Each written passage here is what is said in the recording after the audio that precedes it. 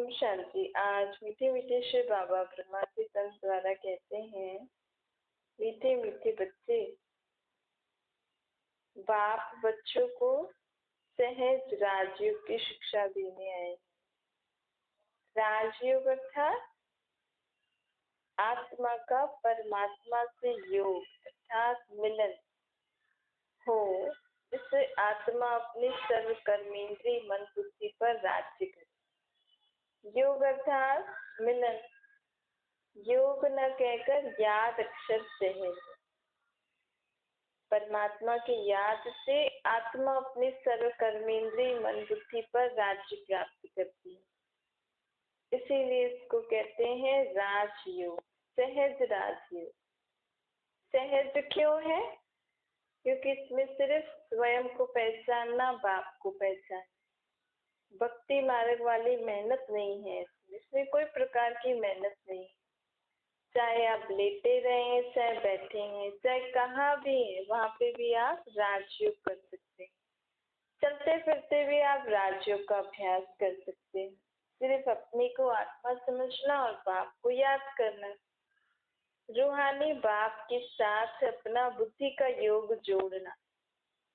हमारे मन बुद्धि में परमात्मा की याद रहे, चाहे उनकी महिमा के आप गाएं या उनके ज्ञान का सिमरन करें या उनके गीत द्वारा, किसी भी रीति सदा हम आत्माओं को किसके साथ रहना है? बाबा के साथ रहना है। मैं हूँ ज्ञान का सागर। तुम आत्माओं को कौन सा ज्ञान दे रहा हूँ? इस सृष्टि की आदि मध्य अंत का ज्ञान दे रहा हूँ। ब्रह्मा को ज्ञान का सागर नहीं कहे। ब्रह्मा के शरीर में तो ज्ञान का सागर बाप आया है। परम पिता परमात्मा को ज्ञान का सागर कहा जाता है। अब तुम्हारे तीन बाप हैं। एक है आत्मा का बाप, दूसरा है शरीर का बाप, तीसरा फिर ये अलौकिक ब्रह्मा। ये है मनुष्य सृष्टि का पहला आत्मा। इसको मनुष्य सृष्टि का बाप कहा जाता है। बाबा कहते हैं शरीर का बाप तो जन्म मरण में बदलता रहता है, लेकिन आत्मा का बाप सदा ही एक रहता है। और ये अलौकिक बाप तो सिर्फ अभी ही हमें मिलते हैं। बाकी किसी समय इस अलौकिक बाप की याद हमें नहीं रहेगी। सत्य त्रेता में सिर्फ देह वाले बाप की याद रहती है, उनकी पहचान रहती है। द्वापर से हमारे दो बाप हो जाते हैं, क्योंकि हम द्वापर से परमात्मा को याद करना शुरू करते हैं ना, तो एक पारलौकिक बाप और जिस्मानी बाप। सत्य त्रेता में तो हमें पारलौकिक बाप को याद करने की दरकार ही नहीं है, क्योंकि अभी हमारा आत्माओं का बाप हमें वर्षा जो दे रहे हैं वो 21 जन्मों तक चलेगा। एक ये जन्म, बाकी 20 सत्य त्रेता के जन्म। इसीलिए कभी भी हम सत्य त्रेता में निराकार बाप को याद नहीं करते हैं। द्वापर कलयुग में हम बाबा को याद करते हैं। फिर कलयुग अंत में बाबा हमें ब्रह्मा के तन द्वारा मिलते हैं। तब हमारा ये तीसरा ब्रह्मा बाप भी बनता है।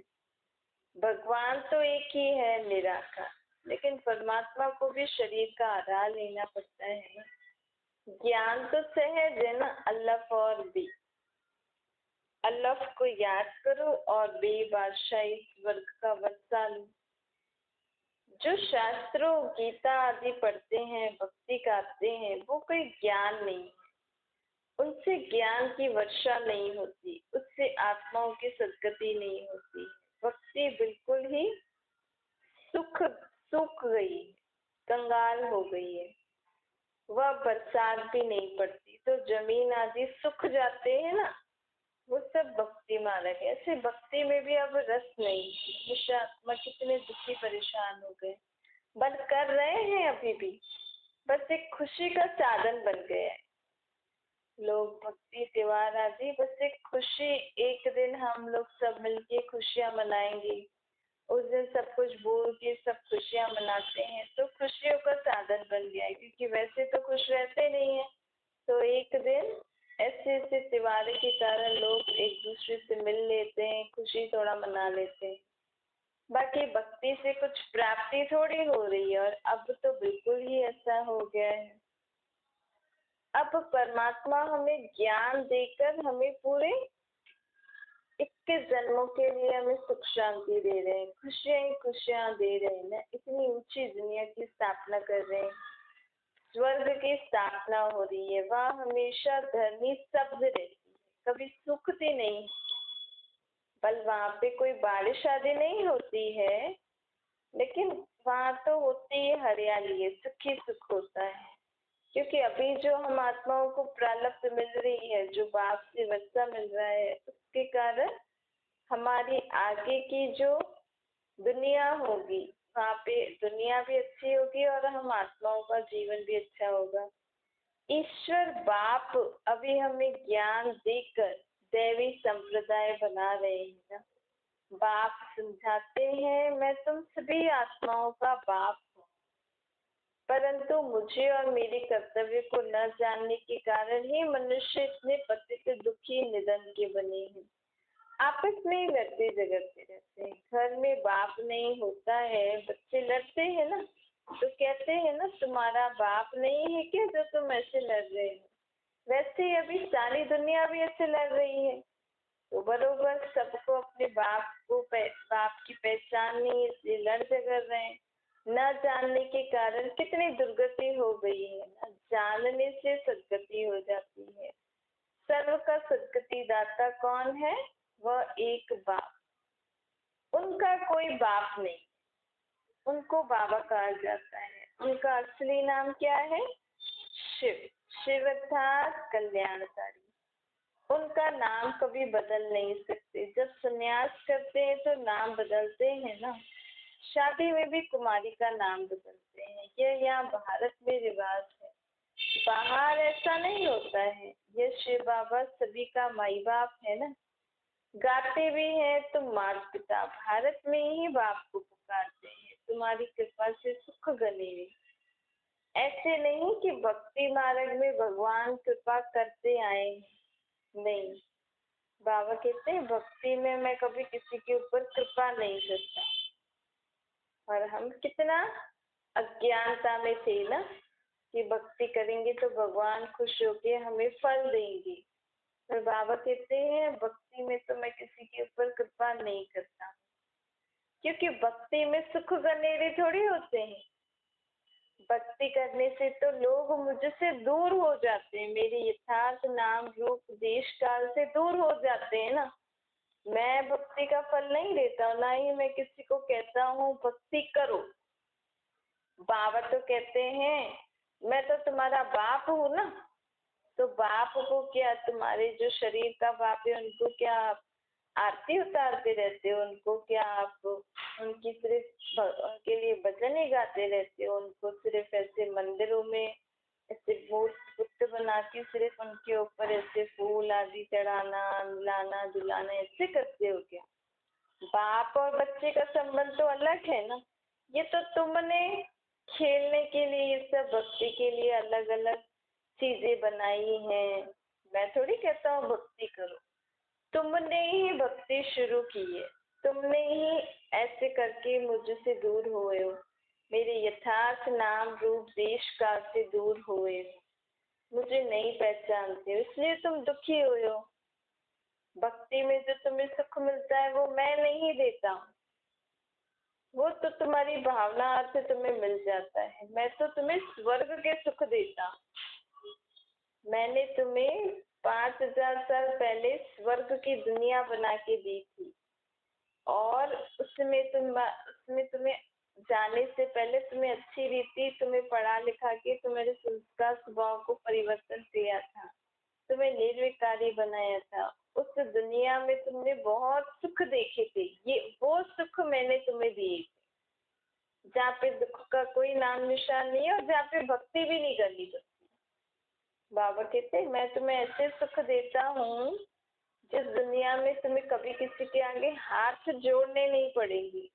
यहाँ तक कि जो प्रजा दास दासी होती है ना, वो भी महाराजा महारानी को कभी ऐसे हाथ वाथ नहीं जोड़ती, ना ही उनके आगे से सरवर झुकाते। वहाँ पे तो महाराजा महारानी प्रजा दास दासियों को भी अपने बच्चों जैसे रखते, तभी तो आरती में गाते हैं ना, तुम माता पिता हम बालक थे।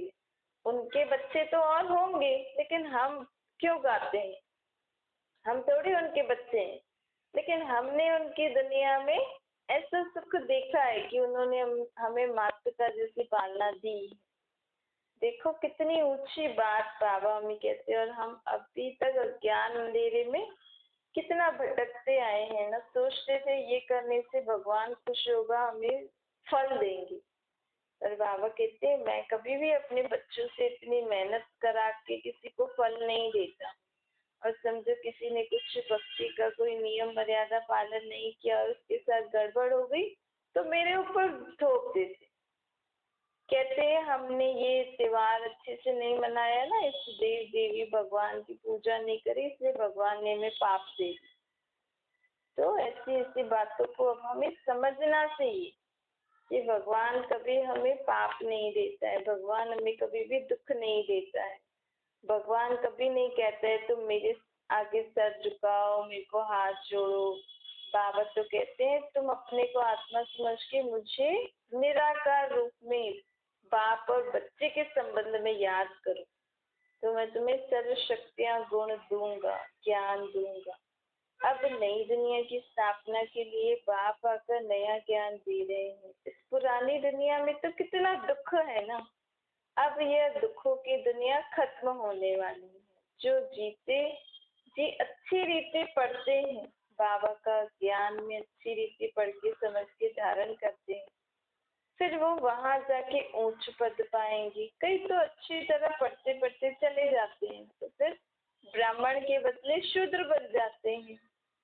फिर लोग उनको कहते हैं आप तो कहते थे भगवान आया है, हमें भगवान पढ़ा रहे, फिर आपने सब छोड़ दिया, तो निश्चय नहीं है ना। तो बाबा कहते हैं इसीलिए अपनी संभाल करते रहना। बाबा को हमें रोज रात को अपना चार्ट देना है। हमने आज आपको कितना याद किया, मेरे मन के संकल्प कैसे कैसे चले, याद किया कि बिल्कुल भी याद नहीं किया। क्योंकि अगर हम रोज चेक नहीं करेंगे ना, तो हमारी आदत पड़ जाएगी, फिर हम बाबा को भूलते भूलते भूल जाएंगे, फिर ये सब सुनना भी छोड़ देते हैं। बाबा कहते हैं इसीलिए रोज हमें अपना चार्ट जरूर देखना है। बाबा को याद किया नहीं किया, आत्म अभिमानी स्थिति रही नहीं रही, किसी को दुख दिया, कैसा मेरा सारा दिन गया। जैसे बाबा ने हमें श्रीमत दी है वैसे गया। तुम विश्व के मालिक बनने वाले हो, नई दुनिया में जाने वाले हो। अभी बाप हमारा मददगार बना है, हमें भी बाप की मदद करनी है ना, इस दुनिया को नर्क से स्वर्ग बनाने में। बाप की श्रीमत पर चलना ही बाप को मदद करना है, और कोई ऐसी बड़ी मदद नहीं है। सिर्फ हम जितना बाबा को याद करते रहेंगे, बाबा ने जो कहा है वैसे चलते रहेंगे, यही बाबा के लिए मदद है। देखो आपके घर में ही लोग बाबा को उस रीति याद नहीं कर रहे जैसे आप याद कर रहे हो। भगवान को जिस रीति हम याद कर रहे हैं, वो आपके घर वाले भी याद नहीं कर रहे, आपके आसपास वाले भी याद नहीं कर रहे। तो सोचो आप और कुछ नहीं, लेकिन बाबा को याद करके आप अपने आसपास वाली आत्माओं की बहुत मदद कर रहे हैं।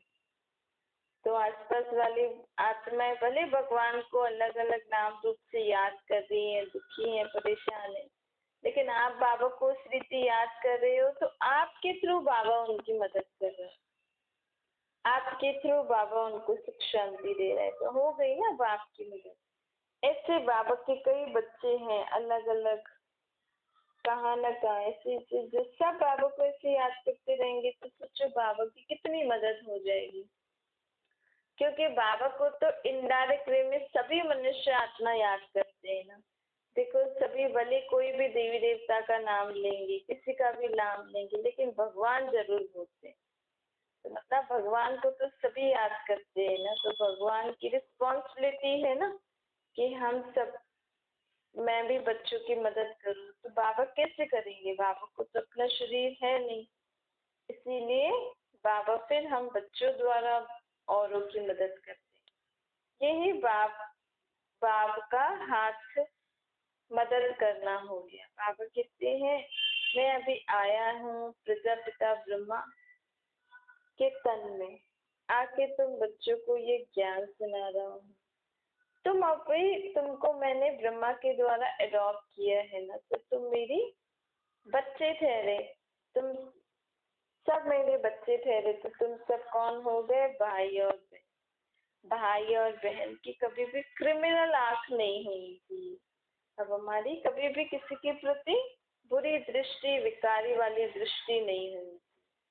हमेशा हम सब आत्मा आत्मा भाई भाई, इसी रीति हमें एक दूसरे से संबंध निभाना है। 63 जन्मों से हमने कितने बुरे कर्म किए हैं ना, अब वो सब बुरे कर्मों का लेपशिप जो आत्मा पे चढ़ा हुआ है वो सब बाप की याद में लेकर हमें अपना सब चुकतो करना है, साफ करना है। अब पावन दुनिया स्वर्ग में चलना ही है, वहां पतित आत्मा जा नहीं सकती। इसलिए बाबा कहते हैं मुझ बेहद के बाप को याद करो। मुझे बुलाते ही इसीलिए हैं कि आकर हम आत्माओं को पावन बनाओ। आत्मा शरीर द्वारा बात करती है ना, बिना शरीर तो मैं आत्मा कुछ बोल नहीं सकती हूँ ना, नहीं कुछ सुन सकती हूँ, नहीं कुछ देख सकती हूँ। तो मैं शरीर द्वारा ही बोल रहा हूँ ब्रह्मा के तन में। शिव बाबा कहते हैं मैं शरीर द्वारा ही तुमसे बात करता हूँ, नहीं तो मैं कचमच अवतार लेकर आऊं तो तुमसे बात कैसे करूं? मुझे तो तुम्हें ज्ञान देना है ना, मुझे गीता ज्ञान देने के लिए मनुष्य तन में आना ही पड़ता है। मेरा दिव्य जन्म है, सत्युग में है दैवी गुण वाले देवता, इस समय आसुरी गुण वाले मनुष्य हैं। यहाँ के मनुष्य को देवता थोड़ी कहेंगे, भले कोई कितना भी अच्छा काम करता हो, बहुत बड़े बड़े काम दान पुण्य आदि करता हो, तो भी यहाँ के मनुष्य को हम देवता थोड़ी कहते। देखो अगर कोई अच्छा काम करता है तो भी हम उसको क्या बोलते हैं कि देवता जैसा है। देवता नहीं, ये तो देवता जैसा काम करता है। तो उनमें देवताओं के थोड़े थोड़े गुण संस्कार होते हैं, लेकिन बाबा कहते हैं इसका मतलब उनको हम देवता थोड़ी कह सकते हैं। देवता था जिसका आत्मा और शरीर दोनों शुद्ध पवित्र हो। साधु अपने को श्री श्री कहते हैं, मनुष्य को श्री कहते हैं, क्योंकि खुद पवित्र है इसलिए श्री श्री कहते हैं। समझते हैं हम पवित्र हैं तो हम श्री श्री हैं, और जो अपवित्र है वो श्री है। परंतु बाबा कहते हैं श्री श्री वो होता है, श्री श्री टाइटल सिर्फ उनके आगे ही लग सकता है जिसको अपना शरीर ही ना हो, जो सदा पावन हो। वो कौन है? सिर्फ एक ही आत्मा, परमात्मा श्री बाबा भगवान। उनको ही हम श्री श्री टाइटल दे सकते हैं, और श्री टाइटल सिर्फ देवी देवताओं को दे सकते हैं जिनका आत्मा और शरीर दोनों पवित्र है। यहाँ के सन्यासियों गुरुओं भले वो लोग पवित्र रहते हैं, लेकिन उनका शरीर तो विकार वाला है ना, और फिर सिर्फ ब्रह्मचारी को पालन करते हैं। क्रोध तो उनको भी आता है थोड़ा थोड़ा, लोभ मोह अहंकार तो उनमें भी रहता है ना, थोड़ा थोड़ा तो रहता है। वो भी क्यों रहता है? क्योंकि गृहस्थी होकर खाता है, तो जैसे अन्न वैसा मन तो होता ही है। तो बाबा कहते हैं इसीलिए आजकल के मनुष्य को, चाहे सन्यासी हो, चाहे गुरु हो, चाहे कुछ भी हो, द्वापर कलयुग वाले मनुष्य को श्री टाइटल नहीं दे सकते। श्री श्री परमात्मा को और सत्युग में देवी देवताओं को श्री टाइटल दिया जाता है। अब बाबा कहते हैं देखो मनुष्य कितने घोर अंधेरे में है, कितने बेसमझ बन पड़े हैं, खुद को कितने बड़े बड़े टाइटल देते हैं, पर विकार की दुनिया, विकार में नहीं जाते, लेकिन विकारी दुनिया में तो है ना, उनका शरीर तो मूत पतीली है ना। तुम भविष्य में निर्विकारी देवी दुनिया में राज्य करेंगे, होगा वहां भी मनुष्य, परंतु उन मनुष्य में क्या होगा? दैवी गुण होंगे। मतलब मनुष्य जैसी बनावट होती है ना आज हम, वो तो उन्होंने ऐसे 4 हाथ देती हैं, वैसे होते तो सबके 2 हाथ ही है। मनुष्य जैसी बनावट है देवी देवताओं की भी, बस उनमें जो आत्मा है वो दैवी गुण वाली है, और उनका शरीर सतो प्रधान योग बल का पैदाइश है। प्रकृति भी सतो प्रधान होती है। इस समय मनुष्य आसुरी गुण वाला पतित है। देखो गुरु नानक भी तो कहते हैं ना, मूत पतीले कपड़े धुल, अर्थात हमारा जो ये शरीर है किससे बनता है? मूत से ही तो बनता है ना। तो हमारे इस शरीर रूपी कपड़े को धोने के लिए गुरु नानक ने परमात्मा को बोला। लेकिन बाबा कहते हैं मैं शरीरों को धोने नहीं आता हूँ, मैं तुम्हारी आत्मा को धोने आया हूँ। जब तुम्हारी आत्मा साफ हो जाती है ना, तो ये प्रकृति भी ऑटोमेटिकली साफ होगी ही सही, क्योंकि जब आत्मा पावन बन जाती है तो उसके लिए नई दुनिया भी चाहिए। तो जब आत्माएं पावन बनती है ना, तो पावन आत्माओं की शक्ति से ये प्रकृति भी पावन बन जाती है। तो ऑटोमेटिकली हमारा जो शरीर होगा वो सत्युग में विकार से न पैदा होकर योग बल की पैदाइश होगी, सतो प्रधान शरीर। तो गुरु नानक के ये बात कहने से लोग क्या समझ बैठे हैं कि शरीरों पे मैल चढ़ा हुआ है, शरीरों पे पाप कर्म चढ़ता है। लेकिन बाबा कहते हैं इस लाइन का अर्थ ये है कि हमारा जो शरीर जो ये विकारों से पैदा हुआ है इसको भी हमें पावन बनाना है। लेकिन उससे उन्होंने ये बात नहीं करी कि आत्मा को पावन बनाना है, उन्होंने शरीर के लिए बोल दिया। लेकिन पहले तो आत्मा पावन बननी है ना, तो इसीलिए बाबा अभी पहले आत्माओं को पावन बना रहे हैं, फिर शरीर आप ही वहाँ पे सतो प्रधान अच्छा मिलेगा। गुरु नानक देव ने परमात्मा की महिमा अच्छी करी, उनकी अच्छी महिमा करी, लेकिन लोगों को तो शरीरों की आदत पड़ गई है ना। अब कहाँ परमात्मा की महिमा हमें निराकार से अपना बुद्धि योग लगाना है, और कहाँ वही लोग उन देहदारियों से पुस्तक से योग लगा के बैठे, उस पुस्तक को कितना संभालते हैं, कितना उनको सुलाते उठाते, उनको लिया कितना अलग अलग सुविधाएं रखते हैं। तो बुद्धि योग हमारा उस पुस्तक में आ गया ना, बुद्धि योग हमारा गुरु नानक के शरीर में, गुरु गोविंद और उनके शरीरों में पड़ गया। लेकिन उन्होंने कहा परमात्मा को याद करो, परमात्मा की महिमा करी, लेकिन हम अपना बुद्धि योग निराकार से नहीं जुटा पा रहे, इसलिए हमने स्थूल चीजों को ही भगवान मान लिया। तो यहाँ ही मनुष्य आत्मा गलती करता है। क्यों? क्योंकि अपने को देह समझ बैठा है। और यही अगर मैं आत्मा समझ के जो भी उन्होंने परमात्मा की महिमा लिखी, अगर मैं आत्मा समझ के उस महिमा को पढ़ूंगी, तो फिर वो जो आत्मा के बाप ने ये सब बोला हो, तो ऑटोमेटिकली हमारी बुद्धि में आएगा कि मेरे बाप ने ऐसा बोला है, तो मुझे वो धारण भी करना है ना। तो हम बाप जैसे बन जाएंगे। बाबा कहते हैं अब तुम्हें मैं यथार्थ ज्ञान देने आया हूँ, अब मैं आया हूँ स्थापना कराना। विनाश तो तुमने आप ही तैयारी कर ली है ना, विनाश की तो सब लोगों ने, सब लोगों के पास बहुत अच्छी अच्छी चीजें हैं दुनिया को सेकंड में खत्म करने के लिए। बाबा कहते हैं अंत में किसी को दुख नहीं हो, इसीलिए यहाँ ही लोगों ने ऐसी अच्छी अच्छी चीजें बना रखी है कि सेकंड में दुनिया का परिवर्तन हो जाएगा, किसी को दुख भी नहीं होगा। लेकिन देरी किस लिए है? क्योंकि आत्माओं को तैयार होना है। धर्म की स्थापना तो हो ही रही है, युगों को परिवर्तन तो होना ही है। इसके लिए बाबा हमें कहते हैं कि सदा ये याद रखो कि हम बाबा के साथ नई दुनिया के में जाने के लिए तैयार हो रहे हैं। अब नया युग आ रहा है, हमारी बुद्धि में विनाश नहीं होना चाहिए, हमारी बुद्धि में क्या होना चाहिए? नई दुनिया आ रही है। तो नई दुनिया, नया सुनने से ही खुशी होती है ना। तो बाबा कहते हैं उस दुनिया में होगा ही एक धर्म, वही धर्म के, उसी धर्म का अभी नामो निशान नहीं।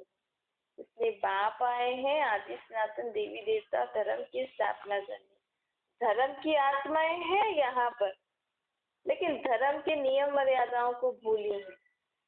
तो इसीलिए बाबा फिर से उस धर्म की आत्माओं को जगाने आए हैं, उनको अपने धर्म के नियम मर्यादाओं की स्मृति देने आए हैं कि तुम देव आत्माएं, शुद्ध आत्माएं, पवित्र आत्माएं हो। तुम्हें अब वापस से संपूर्ण निर्विकारी बनना ही है। ड्रामा अनुसार बाबा को आके हर 5000 साल में एक बार आकर हम देव आत्माओं को जगाना ही पड़ता है, हमें तैयार करना ही पड़ता है। तभी तो देवताओं को भगवान के समान पूजते हैं। असल में भगवान ने उनको ये सब दिया है ना, तो लोग उनको भगवान जैसा पूछते, परंतु वो तो देवी देवता है ना। भगवान तो उनको कहते हैं जिसको अपना शरीर नहीं है। सत्युग में अनेक धर्म नहीं होते हैं, सिर्फ एक धर्म होता है। ड्रामा ऐसे टिक टिक टिक फिरता ही रहता है, ये ड्रामा कभी रुकता नहीं है। और विश्व में शांति कब होगी? जब दुनिया परिवर्तन होगी, जब यहाँ पे एक धर्म, एक राज्य, एक भाषा होगी, तभी तो पूरी विश्व में शांति हो सकती है ना। अब इस लड़ाई के बाद स्वर्ग के द्वार खुलने वाले हैं। श्री कृष्ण का जन्म फिर से इस दुनिया में होने वाला है। बाबा आए हैं परम धाम से। बाबा कहते हैं मैं आया हूँ परम धाम से हेवन का उद्घाटन करने। बाप कहते हैं मैं हेवनली गॉड फादर हेवन का उद्घाटन करने आया हूँ। लेकिन हेवनली गॉड फादर इसका मतलब ये नहीं कि मैं हेवन में रहता हूँ, मैं तो शांति वाली दुनिया में रहता हूँ। हेवन में तो बहुत सुख, बहुत खुशियाँ होंगी। मेरी दुनिया में तो था शांति रहती। जब भी तुम्हें शांति की अनुभूति करनी हो तो अपने को शरीर से न्यारी में आत्मा और मेरे पास परम धाम में अपना बुद्धि योग टिकाना, तो तुम्हें उस शांति की अनुभूति होगी। मैं हेवन को स्थापन करने वाला हूँ, मैं कोई हेवन में रहने वाला नहीं हूँ।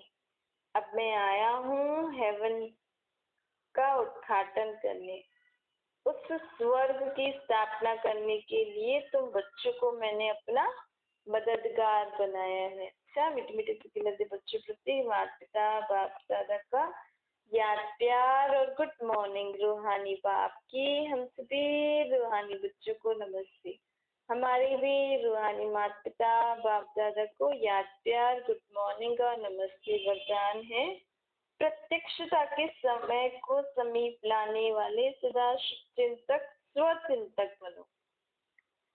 सेवा में सफलता का आधार है शुभ चिंतक वृत्ति, क्योंकि आपकी यह वृत्ति आत्माओं की ग्रहण शक्ति व जिज्ञासा को बढ़ाती है।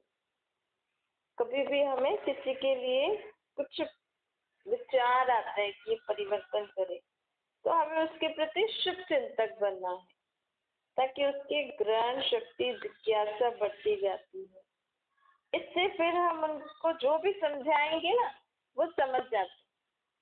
पहले से किसी को बोल के समझाना नहीं, पहले उनके लिए अच्छा सोचना, ऐसा वायुमंडल बनाना कि हम जो भी इसको बोलेंगे ये आत्मा समझेगी, इसके प्रति अच्छा सोचना, वायुमंडल को अच्छा बनाना, फिर उस आत्मा को समझाना। तो उस आत्मा में, उस वायुमंडल में जो भी पॉजिटिव वाइब्रेशंस होंगे, उस पॉजिटिव वाइब्रेशंस के कारण वो आत्मा उस बात को समझ सकेगी और कर्मों में ला सकेगी। और स्व के प्रति स्व चिंतन करने वाली स्वचिंतक आत्मा सदा माया प्रूफ रहती है। किसी की भी कमजोरी को ग्रहण करने से व्यक्ति व वैभव के आकर्षण से प्रूफ हो जाते और हमें भी अपनी संभाल करनी है। ऐसा नहीं हम किसी की कमजोरी को देखते देखते उसकी कमजोरी मेरे में आ जाए, ऐसा भी होता है। हम किसी को कुछ ऐसा बोलते हैं या किसी का देखते हैं, थोड़ी देर में हम भी वैसे ही करने लग जाते। तो बाबा कहते हैं इसीलिए हमें खुद को भी सेफ रखना है और जिनको भी हम समझाने जा रहे हैं उनके लिए पहले वायुमंडल भी बनाना है। तो जब ये दोनों वरदान प्रैक्टिकल जीवन में लाओ तब प्रतीक्षा का समय समीप आएगा। तो अगर हम सदा ही सर्व के प्रति शुभ चिंतक रहेंगे, स्व के प्रति शुभ चिंतक रहेंगे, तो इससे क्या होगा, हमारा जो बिहेवियर होगा, हमारी जैसी चलन होगी, जैसा भी हमारा व्यवहार होगा, उससे लोगों को पता लगता जाएगा कि इनको शिक्षाएं देने वाला जरूर कोई बहुत ऊंचा है। क्योंकि आज तक ऐसी सारी बातें दुनिया में बहुत लोग बोलते रहते हैं, लेकिन स्वयं को परिवर्तन करने में सब फेल हो जाते हैं। तो लेकिन हमारे पास क्या है, परमात्मा शक्ति, इसलिए हम जल्दी से अपने को परिवर्तन कर लेते हैं और इसी परिवर्तन को देख के लोगों को परमात्मा बाप की पहचान मिलेगी। स्लोगन है, अपने संकल्पों को भी अर्पण कर दो तो सर्व कमजोरियां स्वतः दूर भाग जाएंगी। आपके मन में जो भी संकल्प आ रहा है ना, कोई सा भी व्यर्थ नेगेटिव वेस्ट आपके प्रति औरों के प्रति, उसको ज्यादा सोचना ही नहीं है, बाबा को दे देने का है। अर्पण कर दो तो हमारी सारी कमजोरियां स्वतः ही क्या हो जाएंगी, दूर हो जाएंगी।